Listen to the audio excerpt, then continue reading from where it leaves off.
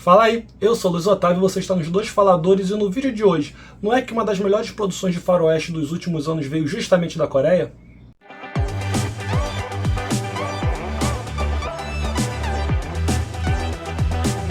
Se você é novo aqui no canal, seja bem-vindo, não deixa de se inscrever e clicar no sininho para receber as notificações, que toda semana sai pelo menos um vídeo novo aqui nesse canal. Procura a gente nas redes sociais, tudo como Dois Faladores, o número 2 lá, Faladores, e a gente também está no site Faixa Pop, quase que não sai, com a coluna Fala Aí. E você não está estranhando se você acompanha aqui o canal, porque não é a Ana Cláudia que está aqui para falar justamente de um dorama novo. Né? Quem nos acompanha sabe que a fã de dorama aqui é a Ana Cláudia, mas por causa do trabalho ela não está podendo participar hoje, mas nem por isso deixaremos de falar sobre dorama neste canal, e eu estou aqui para defender Song of the Bandits. Na verdade não é nem defender, porque ele não está sendo acusado, tudo que eu vi de link falando sobre ele está falando bem, e é uma série que a Netflix não fez questão nenhuma de divulgar, é uma série que a Netflix simplesmente jogou lá no catálogo dela, e de repente a gente tem, como eu falei no início, uma das melhores produções de faroeste, se não a melhor, tá? Estou colocando uma das melhores, porque como tem deixado passar algumas coisas, eu não quero colocá-la no topo, mas é uma série de faroeste muito boa, e é um dorama. Eu acho que vale também para que a gente possa perder quem ainda tem algum tipo de preconceito com as produções coreanas, achando que doramas são só produções de romance, são só produções de um casal, aquelas comédias água com açúcar. Os doramas estão bem longe de serem isso, apesar de nós termos doramas com isso também.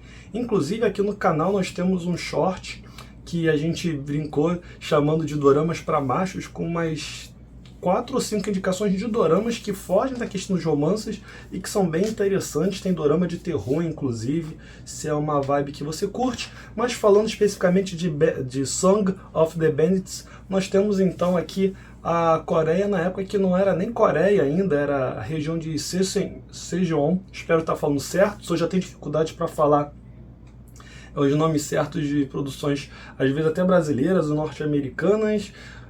Coreanas, então me desculpem, já vai botando aí no saquinho das desculpas, porque eu provavelmente vou falar muita coisa errada aqui, mas ele está falando justamente de uma época muito marcante da história das Coreias, porque é uma época em que ela é dominada pelo Japão, e aí existe todo esse contexto histórico na região da Ásia que a gente aqui no Ocidente conhece muito pouco, que é da expansão que o Japão faz por vários territórios asiáticos e como eles vão massacrar algumas culturas nesse período.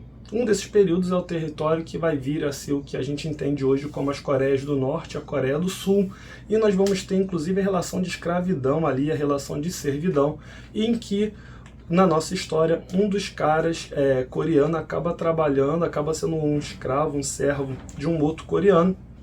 Eles tem uma história juntas ali, e sem que eu entre em muitos detalhes, esse coreano então que é servo consegue se desvencilhar dessa figura e vai voltar vai na verdade tentar se redimir de uma falha que ele cometeu, de um erro que ele acredita que cometeu. Na verdade, a gente pode entender como um erro sim, mas tem todo um contexto que a série vai explicar, e aí ele vai seguir então em busca da redenção por essa falha que ele cometeu.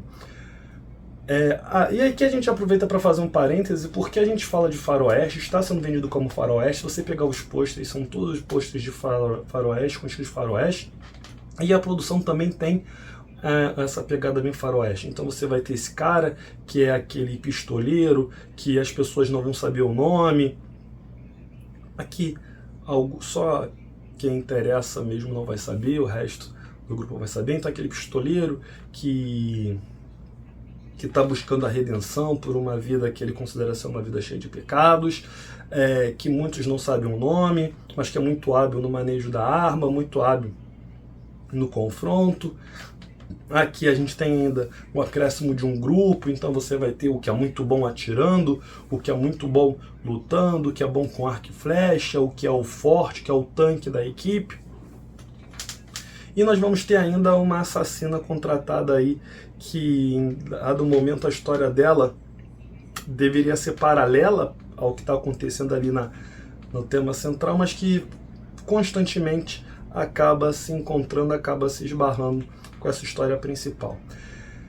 Existe um contexto importante aqui, porque a gente está falando de um período em que o território da Coreia, ou de Sejong, eu tenho medo de não estar falando certo isso, mas enfim, está tentando buscar a sua liberdade, e aí é muito bizarro, porque se você calcula o período em que eles falam que a série está se passando e o período que que as Coreias vão conseguir a liberdade, assim, vai demorar muito tempo ainda, vai demorar décadas ainda antes que eles consigam, mas já existiu um movimento separatista, e inclusive a série trabalha muito bem essa questão dos bandidos que existem, dos pistoleiros, do exército japonês, dos representantes do governo japonês, dos separatistas coreanos, daqueles que não estão envolvidos nas questões políticas, mas que acabam se envolvendo em confrontos, seja por questões de enriquecimento, seja em questões para sobreviver. Vai falar ali também sobre a questão da corrupção. Então a série consegue amarrar muito bem essas questões ali e você não fica perdido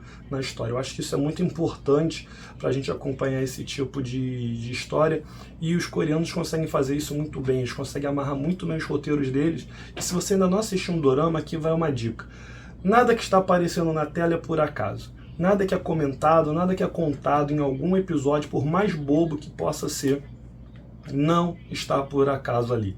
Em algum momento aquilo vai ter a sua importância, em algum momento aquilo vai ser relembrado e vai ser determinante ou vai ser chave para que algo se desenvolva.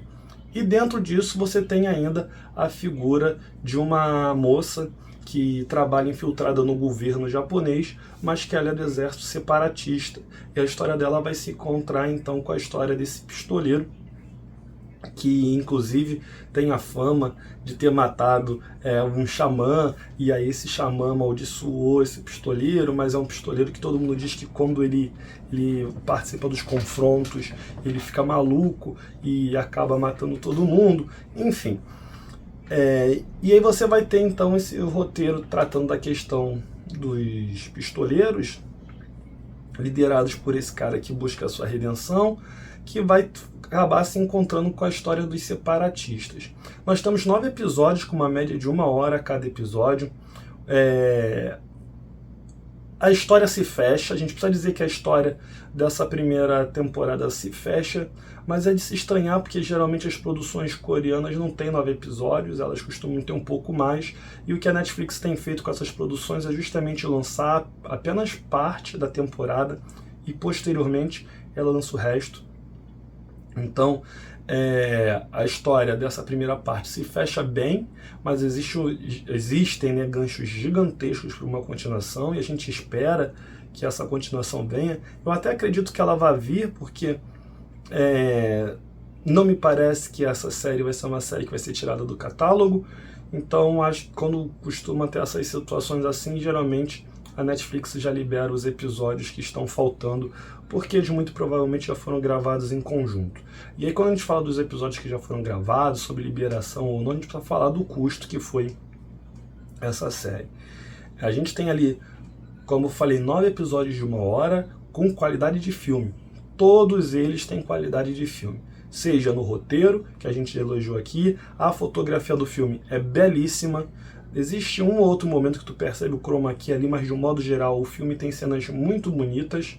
A trilha sonora do filme funciona muito bem, e aí tem até o tema principal que faz as notas introdutórias da melodia, e aí tem aquele assobio característico das produções de faroeste, e aí quando toca aquele assobio, quando você escuta aquele assobio, é que você já sabe que o couro vai comer. E a gente aproveita aqui, falando em couro comer, as cenas de luta, as cenas de batalha também são muito bem feitas, muito bem coreografadas, e são bem gráficas.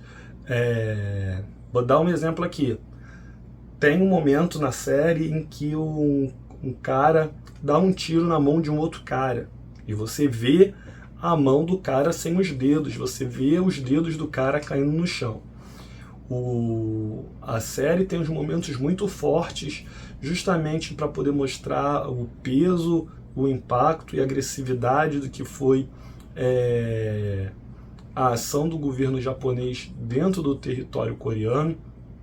Vale lembrar aqui que eles não faziam isso sem que outros territórios não soubessem, então existe ali menção, inclusive, do próprio governo chinês nessa brincadeira entre aspas, né, mas nessa organização política ali da região em que a região da Coreia era subjugada.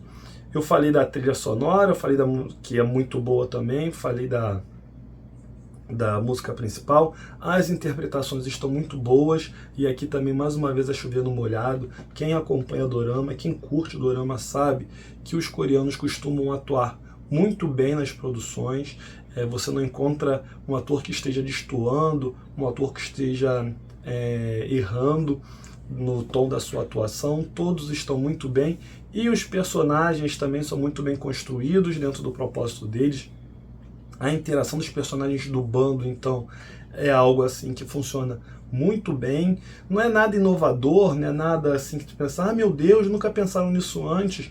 Eles estão seguindo ali o checklist de um faroeste, mas é muito bem feito, é muito bem desenvolvido. Eu não vou dizer que é um feijão com arroz, porque é algo é mais do que o feijão com arroz em si, né? É um bom churrasco feito, vamos dizer assim.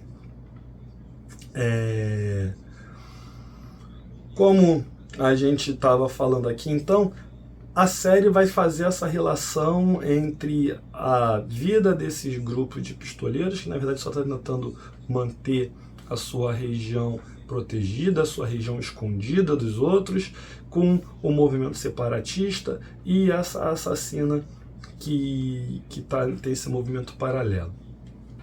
Eu acho que é fácil perceber então que o grande vilão vai ser uma pessoa do governo japonês, mas isso não quer dizer que você não vai encontrar outros vilões ou outras ameaças na série.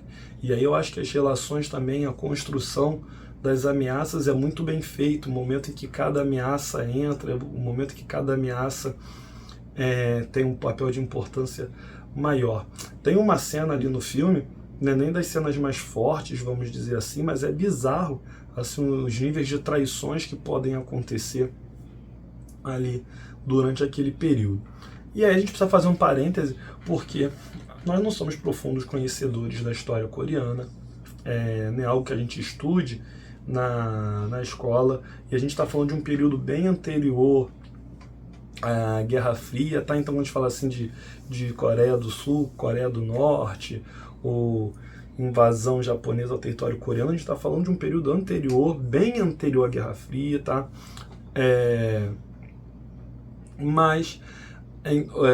Ou seja, é um período que a gente ouve falar menos ainda. Então a gente atestar a veracidade dos fatos em si, né, se o que eles estão retratando ali dentro daquele período histórico foi realmente daquela maneira que aconteceu, se algum daqueles personagens fazem referências a algum personagem histórico, isso a gente não sabe, isso a gente não pode afirmar categoricamente. Me parece muito mais que é uma obra de ficção, mas que vai tentar aproveitar o contexto histórico com fatos que sabidamente aconteceram ou que se tomou conhecimento que ocorreu em determinado lugar. O interessante também de Songs of the Bandits é que, apesar de não ser um hábito das produções coreanas, apesar de não ser o hábito dos doramas, é muito bem uma produção que pode ter várias temporadas. A partir do momento que você escolhe esse mote, que é são os movimentos separatistas da Coreia, e os grupos que vão se associar ou não a esses movimentos, os grupos que vão lutar contra a força do Império Japonês para tentar eliminar esses movimentos, você pode ter ali o Songs of the Bandits 1, 2, 3, 4, 5, até a hora que você quiser, até o momento que você quiser, inclusive renovando os personagens. De novo, não é uma característica das produções coreanas, mesmo a Netflix extrapolando um pouco as regras dos doramas, né, flexibilizando um pouco as regras dos doramas, me parece que seguir nesse rumo seria flexibilizar demais. Apesar do que nós temos Kingdom, né, que tiveram 2 ou 3 temporadas, se não me falha a memória, e a temporada seguinte, que seria a 4ª temporada, na verdade é um filme. Inclusive, Netflix, estamos esperando a nova temporada de Kingdom, hein? Bem que vocês podiam liberar aí, que tem coisa para acontecer lá. Mas dito isso, A gente super recomenda Songs of the Bandits. A Ana nem curte tanto faroeste assim e ela ficou vidrada. O primeiro episódio é sensacional. O segundo é muito bom. Todos os episódios são muito bons, mas o primeiro episódio ele consegue dar uma velocidade, um ritmo muito bom que te prende e te deixa curioso para saber o que vai acontecer. Os ganchos que são dados também são bem construídos, são bem feitos, e você tem a vantagem de já ter todos os episódios ali para você já maratonar se você quiser. Então é isso. Esse vídeo talvez tenha ficado um pouco mais curto, eu não estou cronometrando aqui, mas a gente achava importante poder marcar aqui essa dica, a gente poder falar aqui do Songs of the Bandits, que é uma produção muito boa, que não teve divulgação nenhuma e que talvez por isso muitos não conheçam. Ouso dizer que ela tem potencial para ser um novo Round 6, que ela tem potencial para ser um Marvelous Are Dead, que ela tem um potencial bem grande de fazer sucesso se o boca a boca funcionar, porque ela tem elementos ali que vão atrair bastante gente. Como a gente falou mais atrás, as cenas de ação são muito bem feitas. Então, e tem um romance ali, né? Eu falei que não é um dorama de romance, mas existe um romance ali. Então, se você curte romance, tem um romance. Se você curte guerra, porque às vezes as cenas de faroeste parecem cenas de guerra mesmo, quando alguns exércitos se enfrentam, tem ali. Se você gosta de filmes de faroeste, tem ali. Se você gosta de rir, o humor está muito bem dosado e as cenas de luta são muito bem feitas. Tudo isso, claro, contribuindo para um roteiro muito bem feito, para uma produção muito bonita, para uma produção muito rica, em que houve realmente investimento ali de grana, e não foi pouca.